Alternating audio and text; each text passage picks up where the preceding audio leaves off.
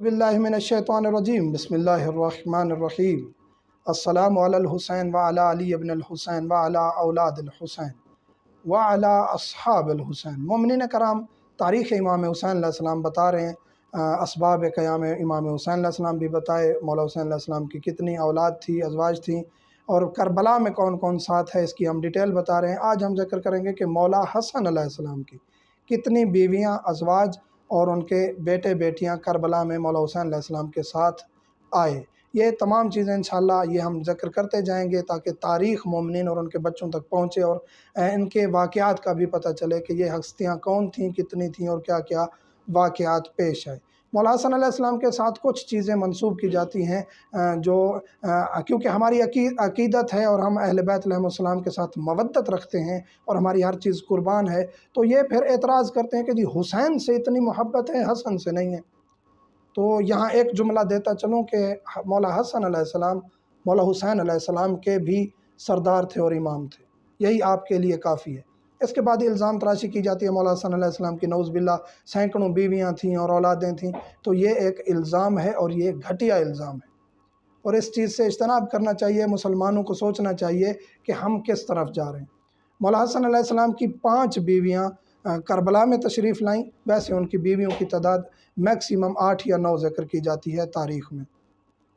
जनाब अब इनकी औलाद का ज़िक्र करते हैं, साथ में उनकी बीवियों का भी ज़िक्र हो जाएगा जो करबला में साथ तशरीफ़ लाईं। जनाब हसन मुसन्ना मौला हसन अलैहिस्सलाम के साहिबजादे हैं, ये साथ तशरीफ़ लाए। इनकी वालिदा का नाम खौला था, ये मदीना में ही रहीं। इनके बाद जनाब उमर बिन हसन और जनाब कासिम बिन हसन और जनाब अब्दुल्ला बिन हसन, ये 3 भाई हैं। इनकी वालदा का नाम जनाब रमला है और ये साथ करबला में तशरीफ़ लाईं। इनके बाद जनाब अहमद बिन हसन है और इनकी 2 बहनें हैं, बीबी उम्मुल हसन और बीबी उम्मुल हुसैन। इनकी वालदा का नाम उम्मे बशर था और ये भी करबला में तशरीफ़ लाईं। और बीबी उम्मुल हसन और बीबी उम्मुल हुसैन, ये 2 वो बीबियाँ हैं जो करबला असर आशूर मौला हसन की शहज़ादियाँ हैं, असर आशूर पामाल हो गई थीं और वहीं शहीद हो गई थीं जब भगदड़ मची और खैमों पर हमला किया गया। जनाब मोहम्मद बिन हसन, ये साहिबजादे हैं जनाब जाफ़र बिन हसन, ये भी साहिबजादे हैं मौला हसन के। इनकी वालदा का नाम उम्मे कुलसूम बिनते अब्बास बिन अब्दुल मुत्तलिब है। और जनाब बकर बिन हसन, इनकी वालदा का नाम इनकी वालदा उम्मे वलद हैं, कनीज़ थीं। और इनके बाद जनाब हुसैन बिन हसन, इनका लक़ब जनाब असरम कहा जाता था इनको। फिर हैं तलहा बिन हसन और इनकी एक हमशीरा थीं जनाब उम्मुल हुसैन। और एक बीबी हैं जो जनाब फ़ातिमा बिनते हसन हैं, जो मौला हसन अलैहिस्सलाम की वो साहिबजादी हैं जो इमाम मोहम्मद बाक़िर अलैहिस्सलाम की वालदा हैं और इमाम ज़ैनुल आबिदीन अलैहिस्सलाम की ज़ौजा हैं।